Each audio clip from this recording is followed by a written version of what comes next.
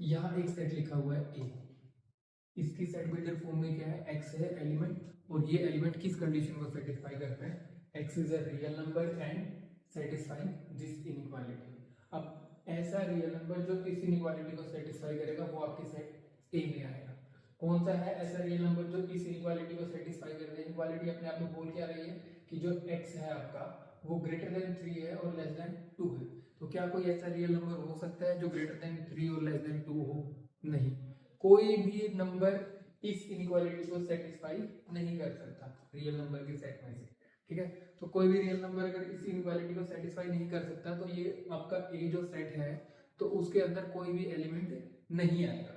अगर ए सेट में कोई भी एलिमेंट नहीं आया तो पहली बात तो ये क्लियर होनी चाहिए कि ए एक सेट है। कोई भी एलिमेंट ना आने के बावजूद भी ए क्या बन सकता है, एक सेट। क्योंकि सेट के लिए तो क्या कंडीशन होती है, well defined collection of distinct objects. अब देखो ये जो रूल है ये है तो वेल डिफाइंड ना, चाहे ये रूल इतने अच्छे से वेल डिफाइंड है कि किसी भी एलिमेंट को अपने सेट के अंदर नहीं आने देना, तो रूल तो वेल डिफाइंड है ना कि हर एक एलिमेंट, वेल डिफाइंड रूल वही होता है ना कि आप हर एक एलिमेंट को या तो सेलेक्ट कर पाओ या फिर रिजेक्ट कर पाओ। इस रूल ने सारे के सारे रियल नंबर्स जो एलिमेंट बनने की कोशिश कर रहे थे इसके हिसाब से इस रूल ने क्या कर दिया, उसको रिजेक्ट कर दिया।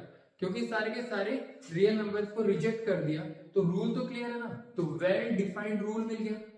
Well defined collection of distinct objects बनाने के लिए वेल डिफाइंड रूल चाहिए होता है ना, इस रूल के अकॉर्डिंग कोई भी एलिमेंट इसमें नहीं आ पाया। तो well defined collection of distinct objects वाली कंडीशन को तो ये सेट आपका ये सेटिस्फाई करता है, इसलिए ये सेट बन गया। लेकिन इस सेट में कोई भी एलिमेंट नहीं आया, इसका मतलब ये सेट तो बन गया है लेकिन इसमें कोई भी एलिमेंट नहीं है। तो इसका मतलब ये एक ऐसा सेट है जो एम्प्टी है, खाली है, इसमें कोई भी एलिमेंट नहीं आएगा। इसलिए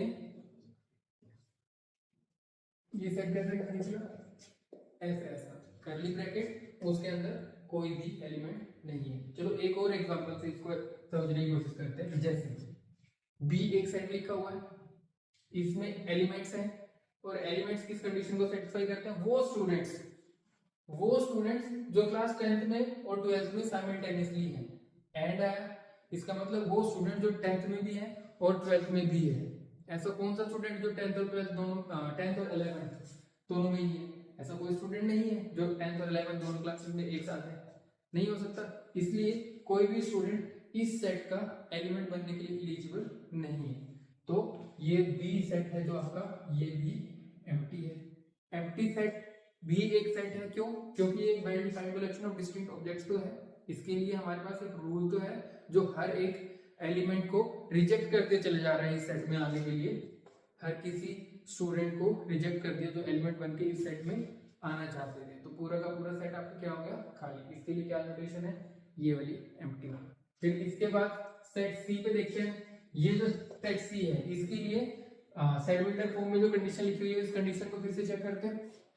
तो यहाँ पे एज ए रियल नंबर जो इस क्वाड्रेटिक इक्वेशन को सेटिस्फाई करते हो, इस क्वाड्रेटिक इक्वेशन को सेटिस्फाई करने के लिए इसका कौन सा रियल नंबर पॉसिबल है? तो रियल नंबर की पॉसिबिलिटी देखने के लिए इसके रूट्स आएंगे। इस इक्वेशन को सेटिस्फाई करने वाली x की जो वैल्यूज होती है वो इसके रूट्स होते हैं, और क्वाड्रेटिक के रूट्स तभी पॉसिबल हो पाते हैं जब इसके डिस्क्रिमिनेंट की value less than greater than 0 होती है।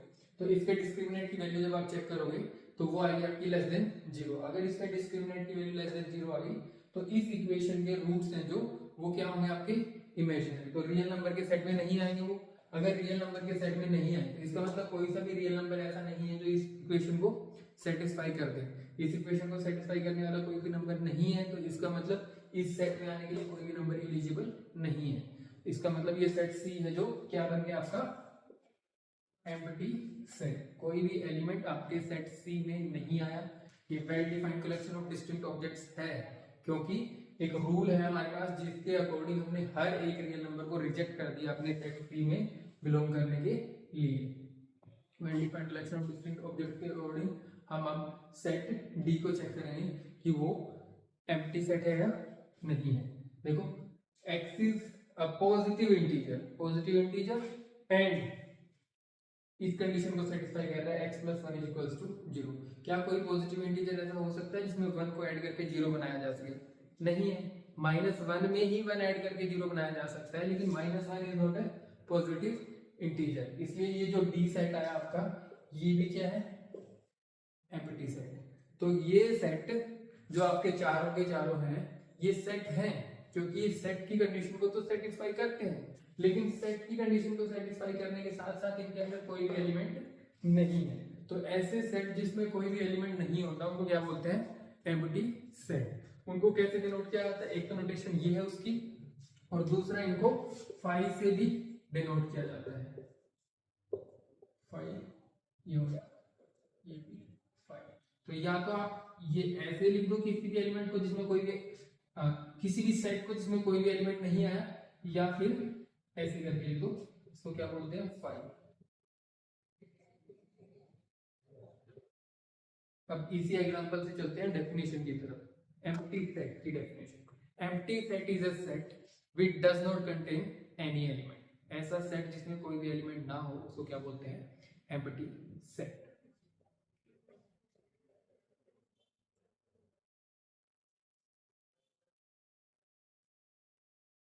A set which doesn't contain any element is called empty set।